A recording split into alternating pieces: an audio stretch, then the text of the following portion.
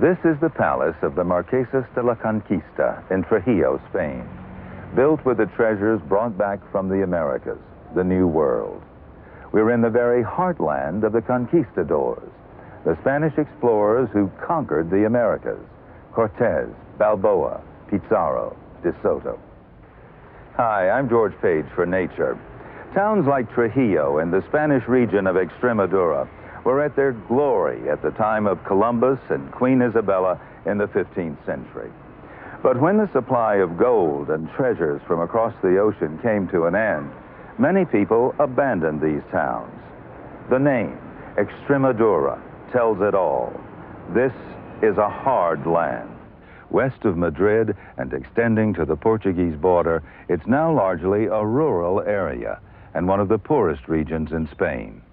But it does have some of Europe's most important natural treasures. This is a forest of cork oaks, and of course the cork is used by Spain's winemakers. But more interestingly, the cork forests are the last refuge of some of this continent's ancient, fabled predators.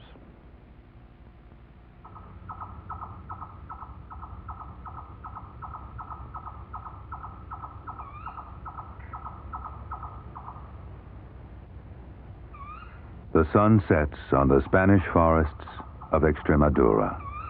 Night hunters look and listen.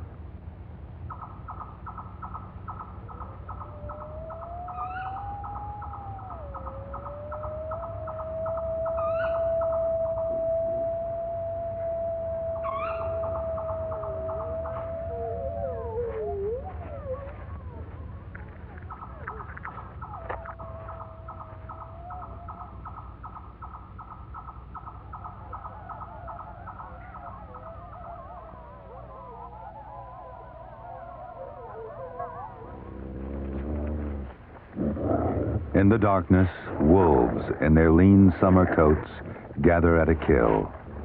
Spain is one of the very few places in Europe where wolves still exist in any numbers.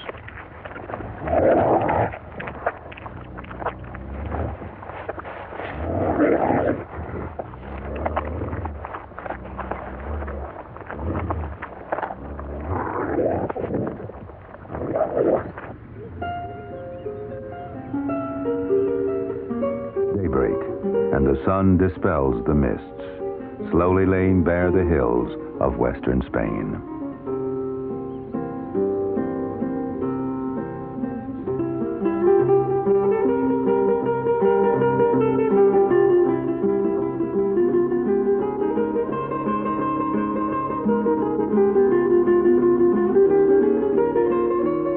As its name suggests, Extremadura is a region of harsh extremes.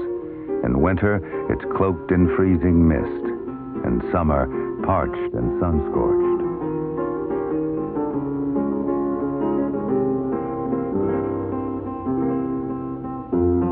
But in the forest, there is shade and shelter, a measure of respite from the sun's fierce heat. And here, in the remote reaches of Spain's Extremadura, is an abundance and variety of life once familiar all over southern Europe, now found only in this remnant of woodland.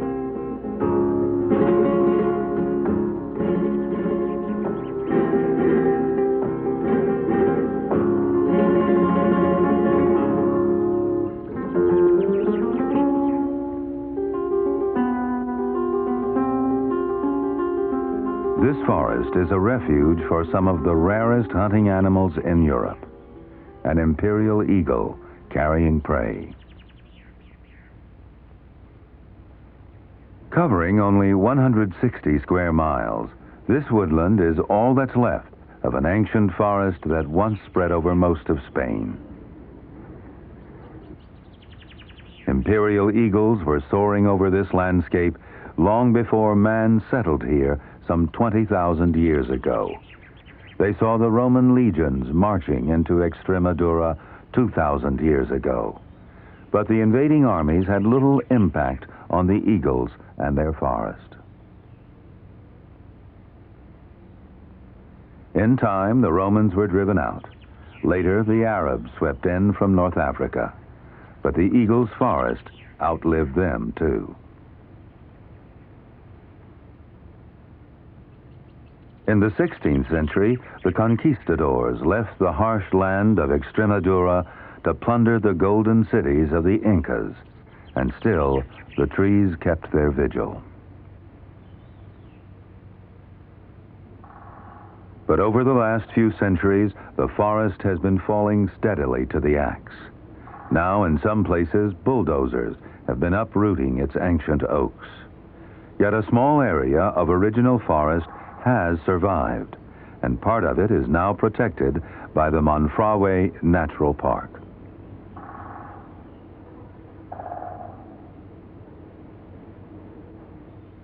In the 1930s, Monfragüe's remote gorges were the hiding place of anti-Franco partisans. Now these rocky places are the sanctuary of a very special bird.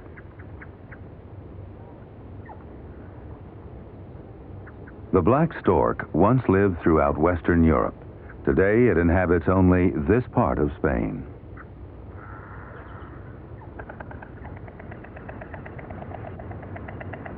While its relative, the white stork, has adapted to nesting on buildings in many European cities, the black stork nests only in old, undisturbed forest areas with streams and pools.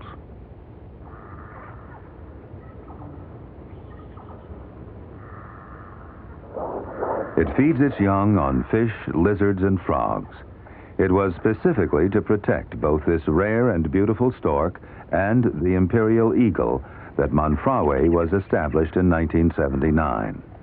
Other birds were threatened too, species normally associated with Africa.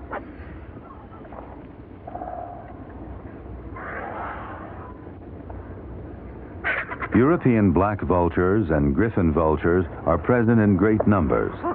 There's a feeling of Africa here, not only in the far horizons, but in the abundance of hunters and carrion eaters. They gather at carcasses, sometimes left by wolves. Only in this part of Europe do vultures and wolves live in any significant numbers today. The question is why? We start with the forest itself. It's an evergreen forest, mostly cork oaks and stone oaks. Between the trees are shrubs and scrub. Each tree and bush has its own particular inhabitants. Ladder snakes, golden orioles,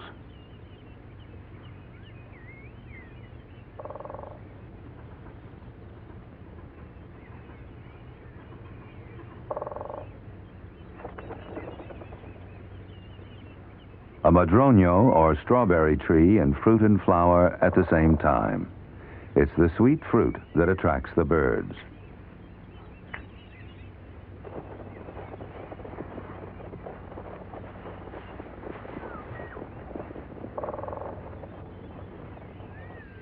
But the real heroes of the story are the old cork oaks, the trees whose bark is made into corks for wine bottles.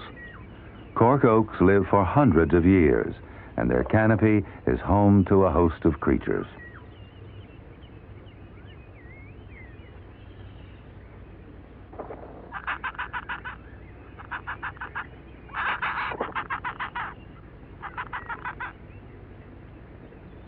A grand old veteran whose trunk is gnarled by hundreds of winters of frost and rain, hundreds of summers of parching sun.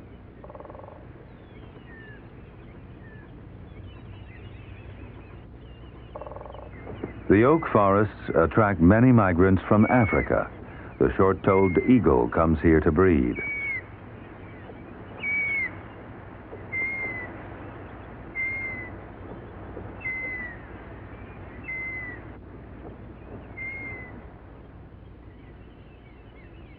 Beneath the oaks is a fertile forest floor, nourished by acorns and fallen branches. It's home to the marbled newt, a species unique to southern Europe. Alongside the newts are faster-moving reptiles. The Samodromus is a type of sand lizard. Samodromus means sand runner, but it's equally at home among the seedling oaks. It leaves the praying mantises, preferring the grasshoppers.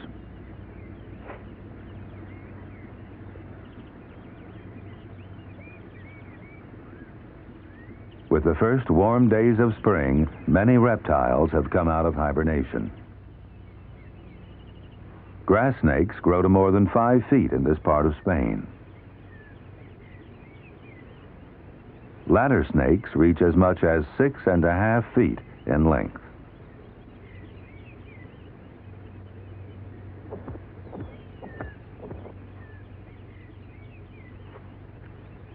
The short-toed eagle is the only bird in Europe which habitually eats snakes. It migrates from Africa to the cork oak forests in mid-March.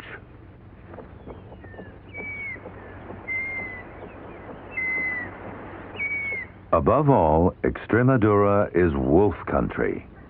Wolves move in and out of the region through the Gredos Mountains to the north. 8 or 9 packs roam the forest at any one time. Rolling and scent is instinctive behavior, a way of bringing information about the surrounding area back to the pack. Wolves live in precise social groups and can be both friendly and competitive with each other. The pack member on the right is indicating his submission to the top or alpha female. The social hierarchy is strictly maintained, especially where food is concerned.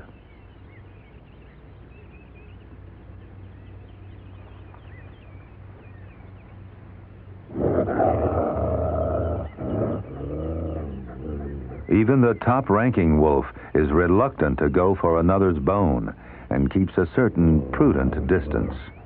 The owner of the bone will bite if pushed too far.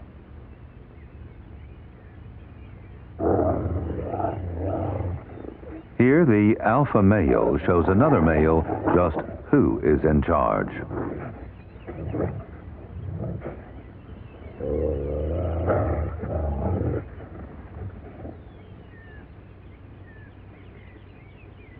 The relative rank of each wolf is signaled by the tail.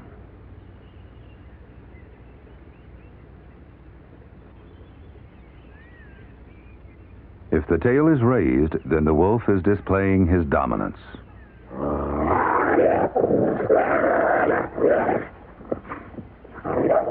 Although the oak forests of Monfragüe afford the wolf some protection from hunters, its safety outside the conservation area is by no means assured. Wolves are protected throughout Western Europe by the 1982 Berne Convention on the Conservation of European Wildlife and Natural Habitats. Although Spain signed the convention, a number of its autonomous regions have stripped the wolf of its protected status.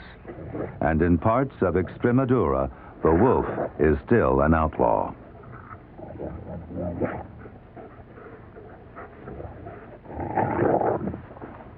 Spring is the mating season.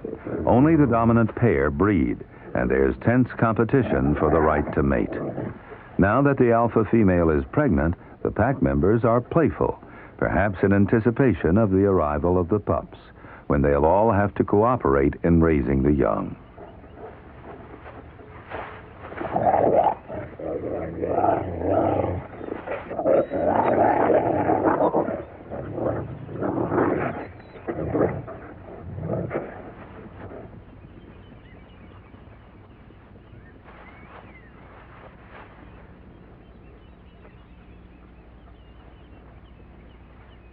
In early spring, the stony ground comes to life with the flowers of wild lavender.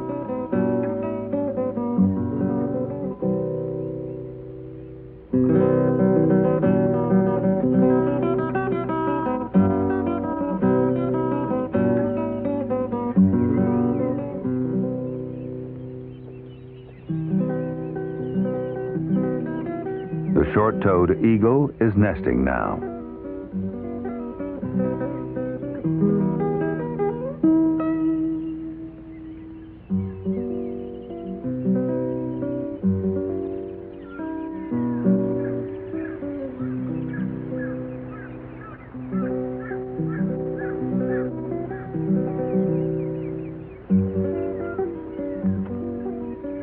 short-toed eagles have just one chick, and the parents bring both venomous and non-venomous snakes to the nest, including grass snakes.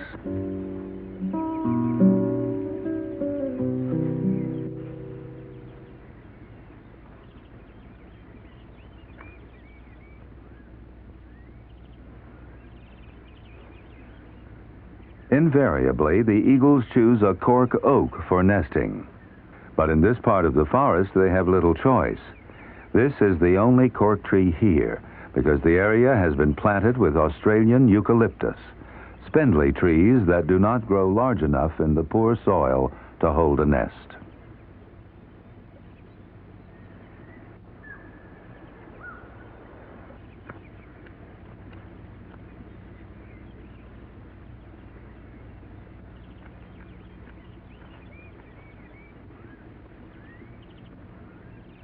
The parents visit the nest twice a day with food when the chick is close to fledging.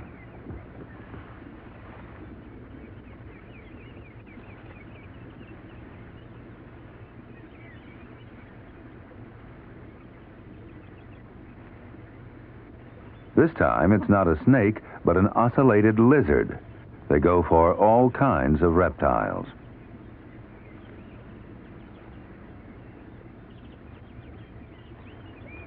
These eagles live in a greatly changed forest. In the 1970s, the oaks were felled and eucalyptus planted in their place in hopes of producing fast-growing timber. It has been a disaster. The eucalyptus has been ravaged by pests and has not provided economic returns. With the removal of ground cover, there is now serious soil erosion and gullying, and the water table is falling. The eucalyptus was a big mistake, and these areas will be replanted with oaks. It's hoped that what is now a virtual desert for wildlife will return to woodland, but it may take 200 or 300 years to recreate the richness and diversity of the Extremadura oak forest. The cork oaks are nest sites for many birds, and it's the larger ones in the thick, undisturbed forest that are most sought after, especially those on the Umbria, the cooler, north-facing slopes of the hills. Come June and July, the heat is merciless.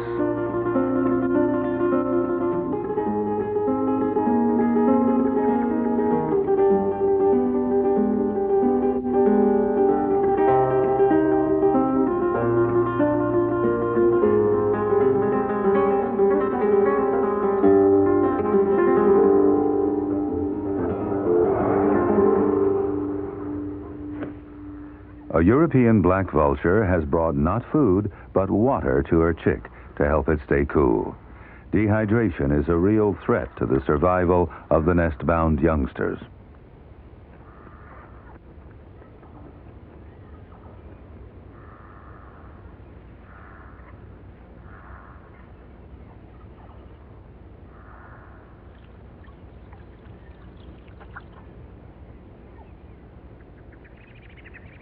The young vulture is about 3 months old, and within a week or two of becoming a fully fledged member of Europe's largest population of this species. It will join 130 breeding pairs and at least as many immature birds in Extremadura. The adult shades her chick from the sun, panting as she takes the full brunt of the intense radiation. Weighing up to 25 pounds, with wings spanning more than 8 feet, she's the largest bird of prey in Europe.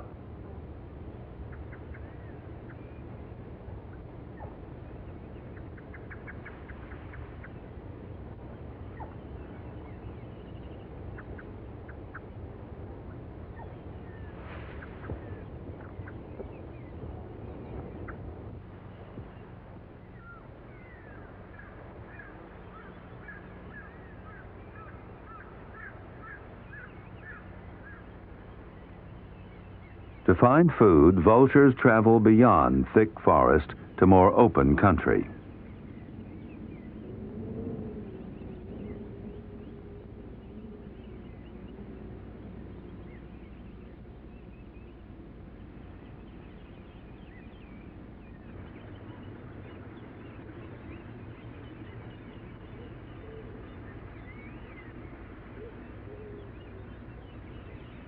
When they do find food, they also find other vultures. It seems as if the European black vultures are more preoccupied with display and establishing a pecking order than the actual business of pecking. Only one or two of them will feed at a time. The others are more concerned with trials of intimidation.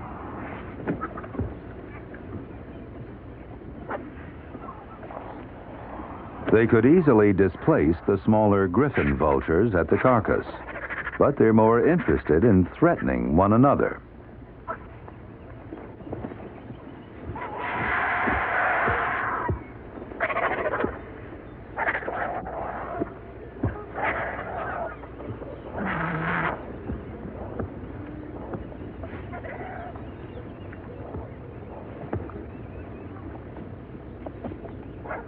Ravens arrive for what's left.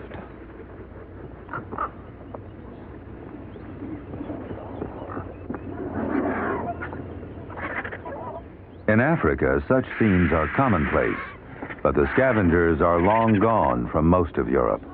Only here in Extremadura do they still gather to keep alive a memory of that older, wilder Europe.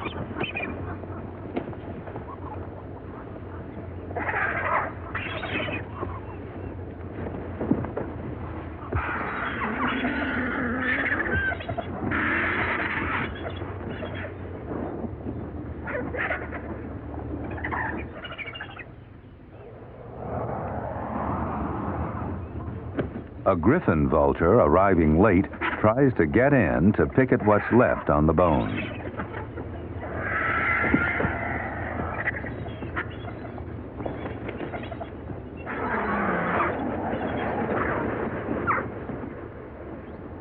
A young griffin is put in its place by an adult.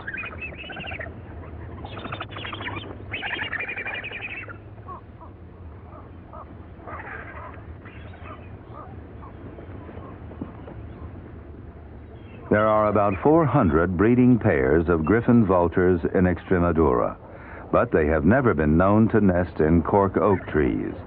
They set their sights a little higher.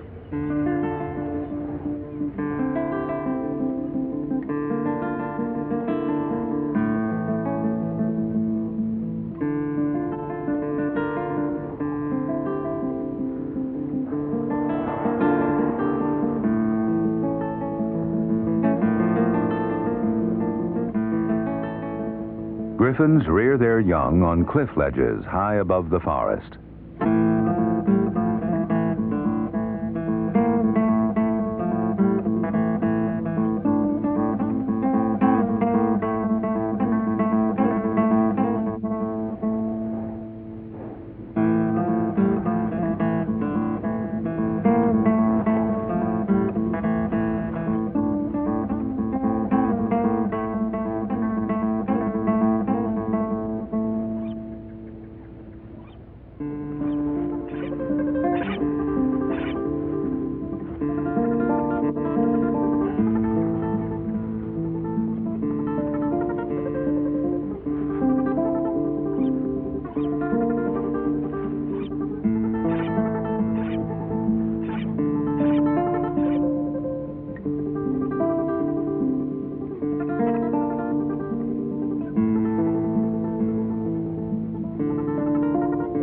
Both the European black and griffin vulture populations are holding their own in this part of Spain.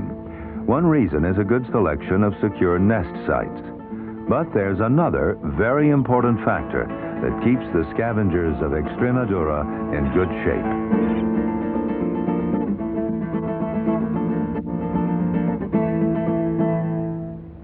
Every year, a great seasonal movement of livestock takes place. The Spanish call it the transhumancia. This ancient practice dates back to before recorded history. The drovers still use Roman roads, the first roads ever built here, as they herd their animals between winter and summer pastures. Great numbers of animals make the trek, up to several million cattle, goats, and sheep, and the distance between pastures is sometimes hundreds of miles. The herdsman's dog still wears a spiked collar to protect it from wolves. Wolves do sometimes take the younger calves, though far fewer than in the past. The livestock escapes the worst of the summer heat by moving to high mountain meadows, or areas with a large and permanent water supply. The transhumantia, this great pastoral migration, is an essential feature of animal husbandry in Extremadura. And it's a very effective use of the land, exploiting different grazing areas at different times of the year. Once it has been decided to move to new pastures, there's no stopping. Lambs are born along the way, and following the flocks are the wolves. As they say in Spain, a wolf is fed by its feet. There are many births, and there are some deaths, too. One way or another, there is plenty to prey on and plenty to scavenge. The transhumantia is the major factor in the survival of many of the predators and scavengers here. This is why vultures and wolves can live in Extremadura. And in the undisturbed forest, they can breed, too.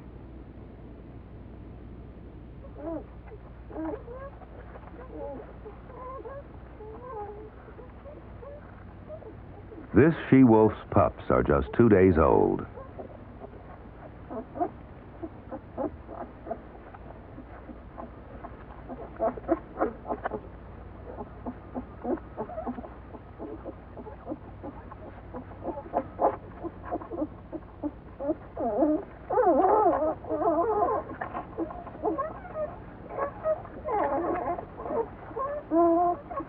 She licks them to stimulate elimination and to keep them clean.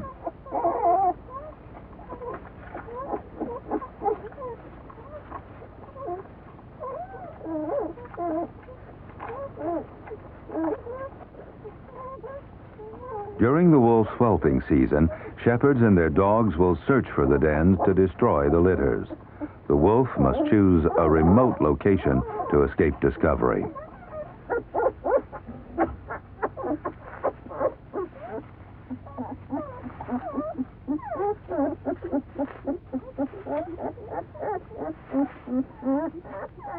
The mother is thirsty, but before venturing out, she checks that all is clear. A wolf lives by its wits as well as its feet in Extremadura.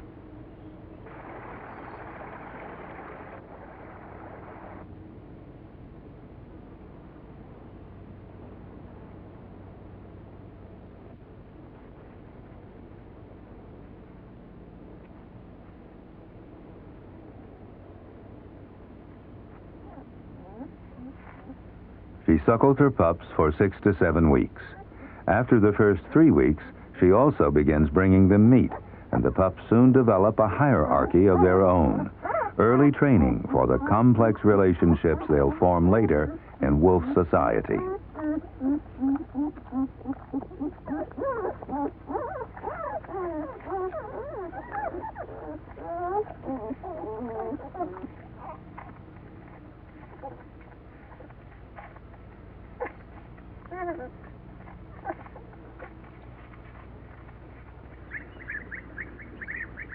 In a nearby sandbank, other families are hidden.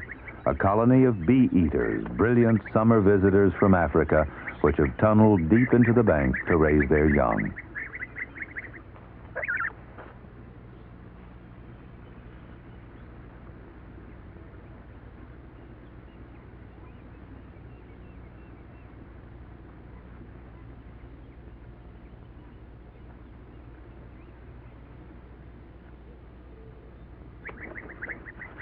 Feeding the youngsters can be an awkward business. Some of these tunnels are 10 feet long, and there's no room to turn around.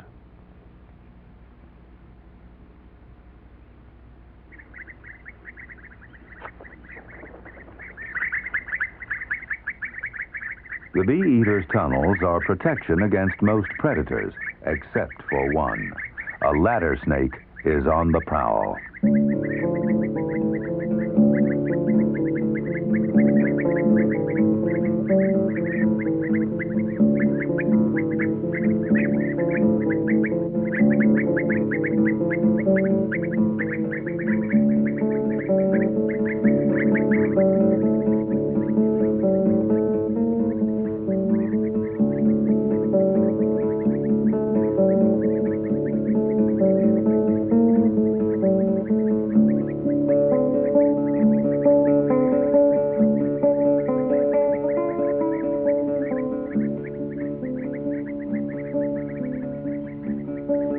This time, the snake finds the tunnel empty.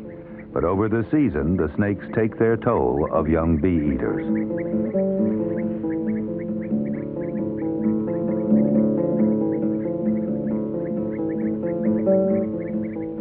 The steeper areas of the region have been left undisturbed over the centuries because they've been of little use to man.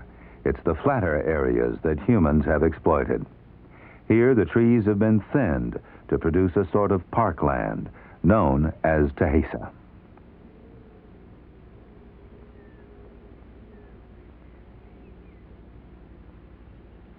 The Tehesa is a system of agriculture as old as the Transhumantia and is found only in Spain, Portugal, and North Africa. The land is plowed every 4 years. Until recently, this was done by hand with oxen. A cereal crop is sown between the oak trees if the soil permits. Over the next 2 years, pasture is allowed to grow, and finally, in the 4th year, the land is left fallow. This rotation of the Tehesa means regular winter grazing for the Transhumantia. The oaks provide shade for the animals and for the grass. They also help to hold water in the poor Extremadura soils. Tree branches are cut to make charcoal and provide fodder for goats. Cutting is limited by law to prevent over-exploitation. The trees, and in fact the whole Tehesa system, provide for people and for wildlife.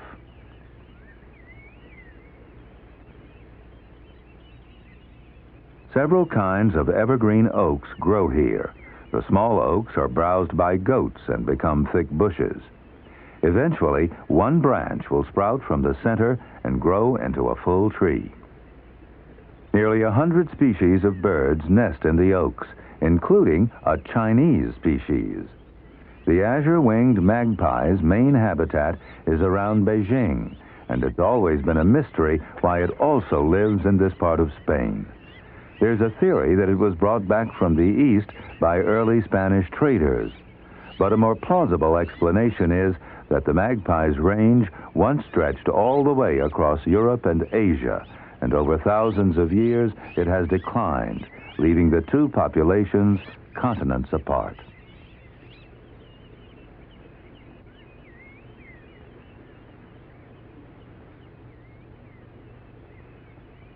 The azure wings have to contend with a host of predators hunting among the Tehesa oaks. The black-shouldered kite is another bird that occurs in China, but its main home is Africa. It preys on small birds, including young azure wings. Here, it has caught a corn bunting.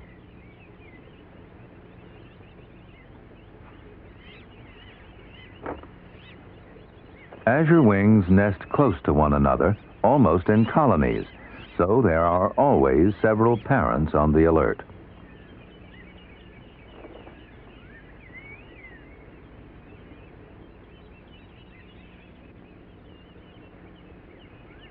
But the black-shouldered kites are more concerned with courtship. The male lets his female take food from him.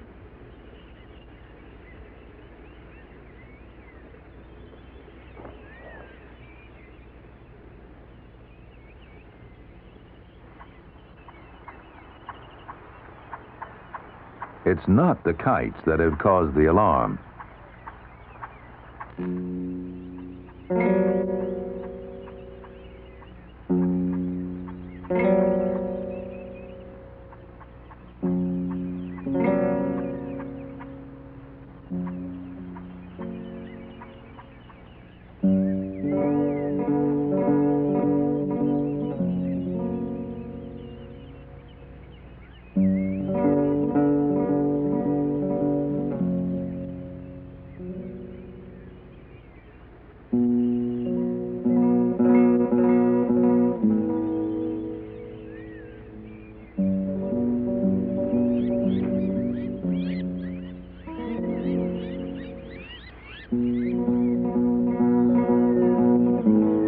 A ladder snake climbs toward the azure wing nest. The whole colony unites to distract it.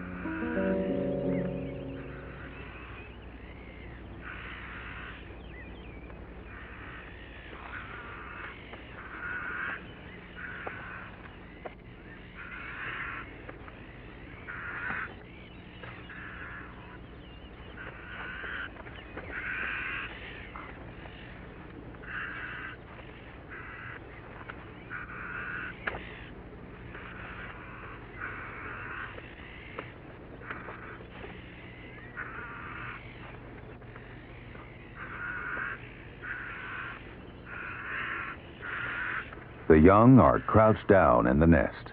The snake has missed them.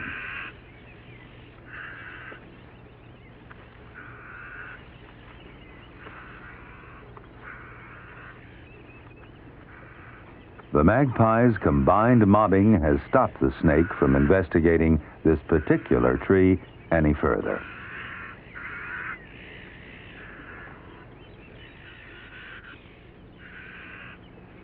Away from the trees, out in the open, it's the snake that's vulnerable.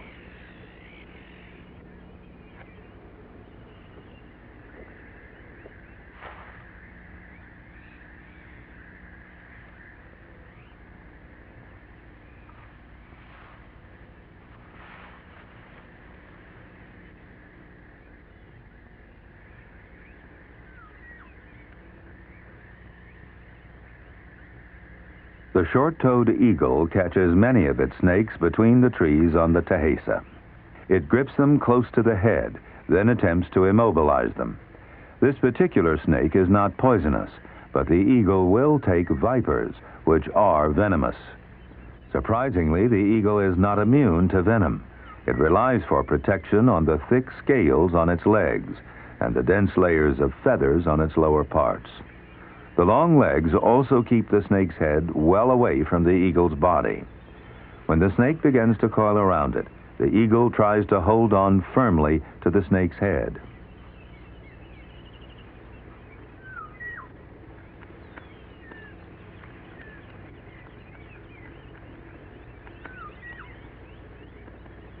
Catching a ladder snake is one thing. Swallowing it down to the last rung is quite another matter.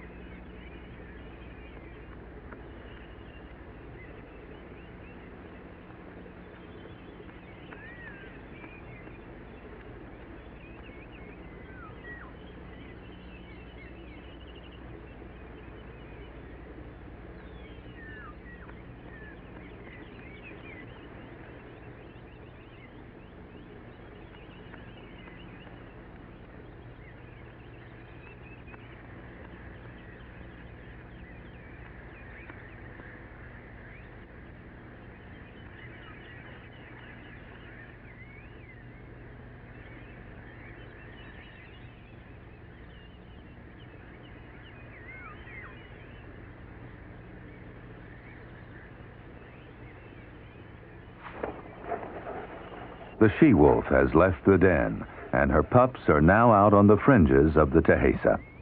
During the day, they should stay in cover in case a golden eagle spots them. But like all young puppies, they're inquisitive and keen to explore where they shouldn't.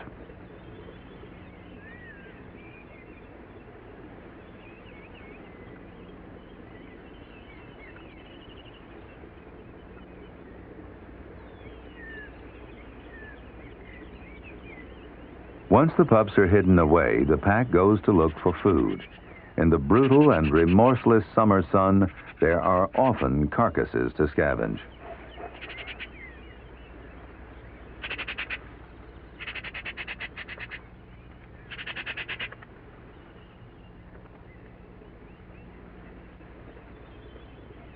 The pups hear their mother returning and come out to be fed.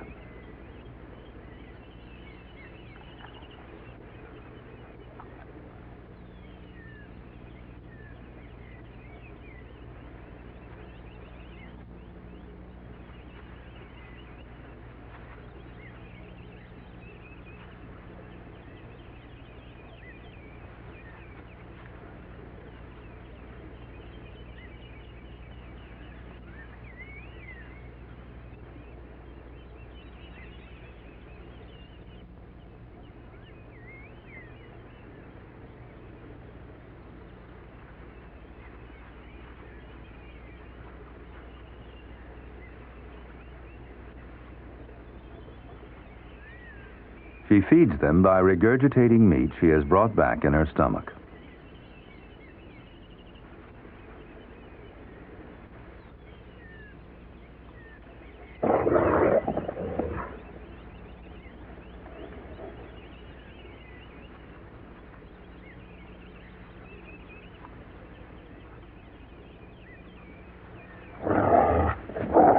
When the rest of the pack arrive, the mother discourages the other wolves from approaching too closely while she feeds the pups.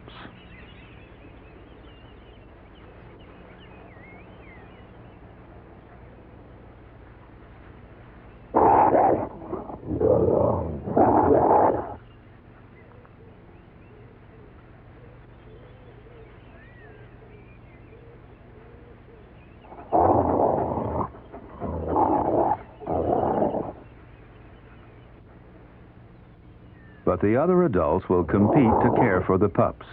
They too bring back food for the youngsters. And when the mother has no more meat for them, the pups are quick to find a new source.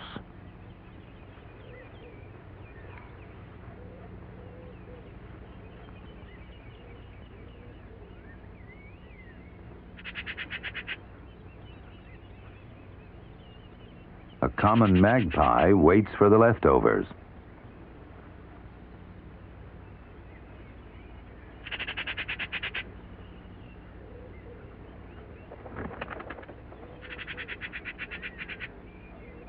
The food is all gone, but the pups still beg for more.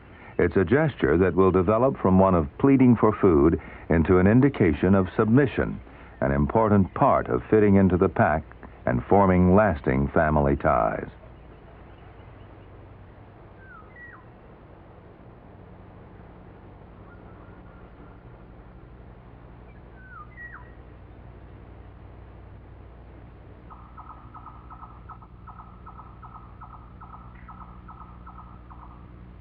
As dusk falls, a little owl takes a mole cricket from her mate.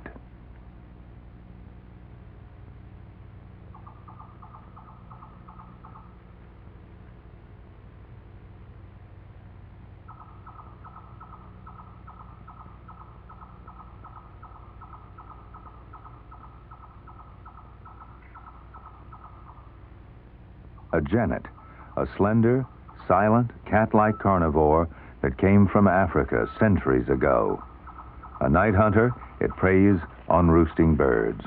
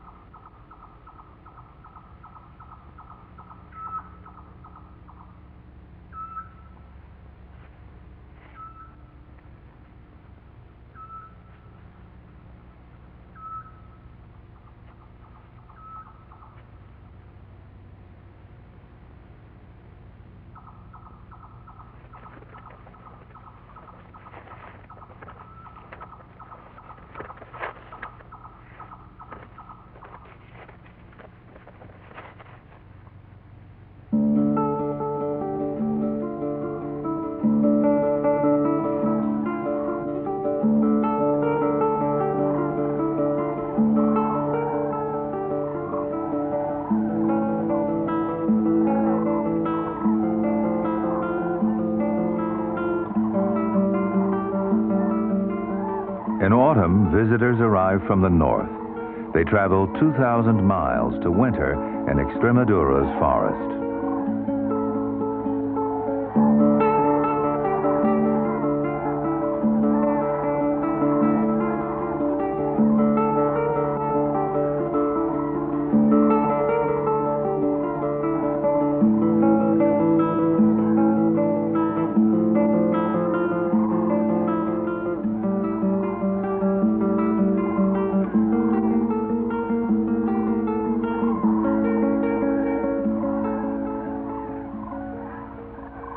"15,000 European cranes migrate here each year. Many fly in from as far away as Sweden. They settle among the oaks to feed on the acorns.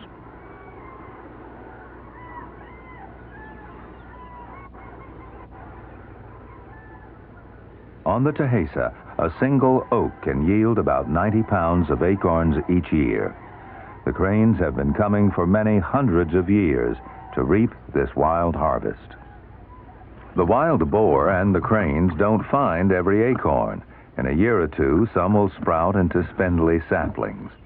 Then, given a few centuries, they will mature into grand old cork oaks.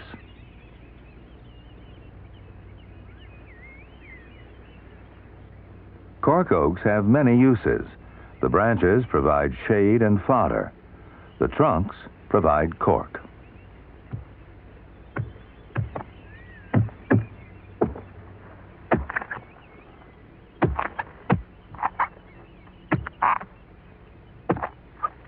Every 10 years, the trees are stripped of their bark.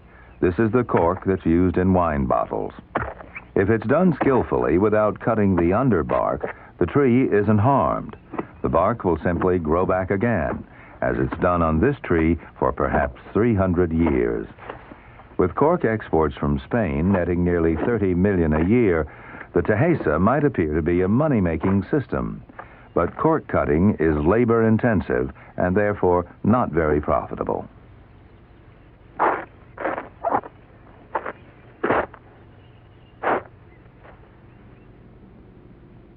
The Tejesa is a medieval landscape rooted in the past.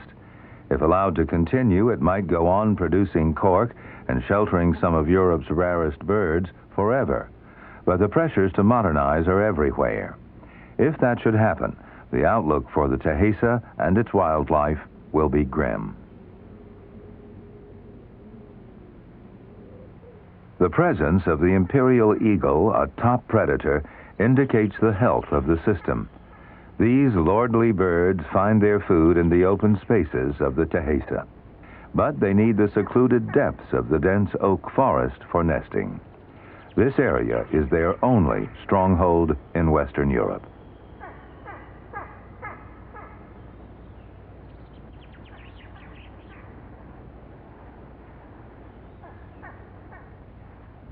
Invariably, the nest is in a cork oak tree. The imperial eagle is closely related to the golden eagle, and it's often difficult to distinguish the two in flight. The main difference is in the greater length of the imperial's tail and the white leading edge on its wings.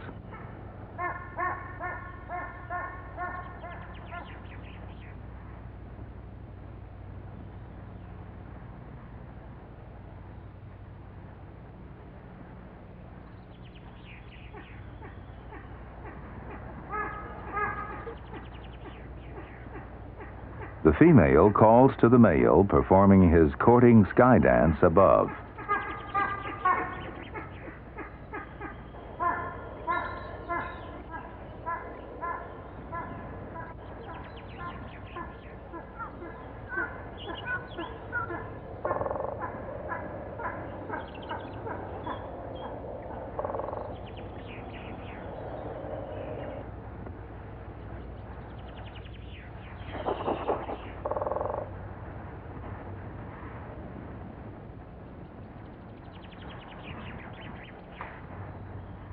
The stump of an old cork oak is their mating perch.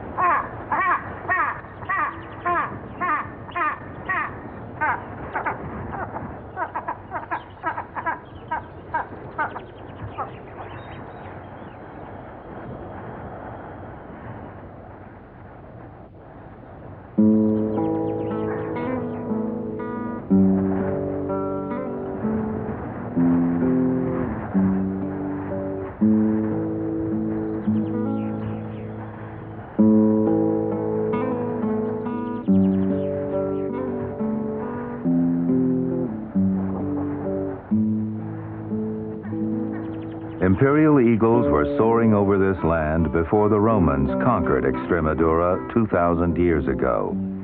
Since then, humans have tended and pruned the oak trees, evolving the wood pastures of the Tejesa. It's probably the only way of winning any sort of living from this unforgiving land. In the long term, intensive agriculture might turn the whole region into a desert. There are now laws in Extremadura to protect the Tejesa oak forests. They forbid the felling of trees and dictate how the branches should and should not be cut. The laws encourage livestock while limiting their numbers. But with Spain's entry into the common market in 1987, major subsidies are now available for the poorer agricultural regions, grants for irrigation and modern farming equipment that could transform this ancient landscape. Already, the oaks outside the protected areas have been ripped out to make way for tobacco, strawberries, and corn. Ultimately, the survival of the oak forest and its wildlife may depend on the survival of the Tehesa system. The answer may be to subsidize this traditional form of agriculture, maintaining this unique landscape for people and for wildlife. Unless it's protected, the forgotten forest of Extremadura will slowly slip away, and with it, one of the last links to an untamed Europe.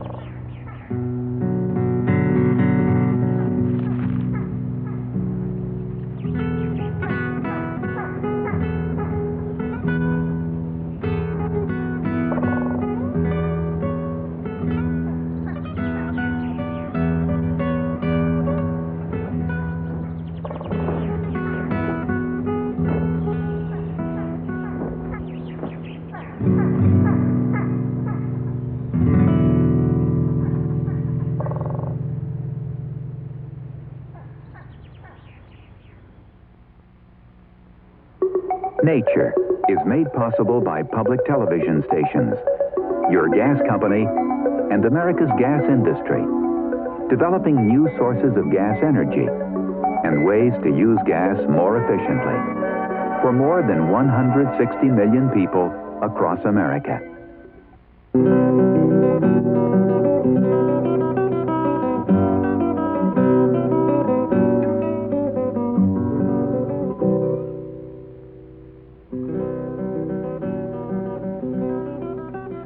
Next week on Nature, a look at the contrasting landscapes of East Africa during the dry and rainy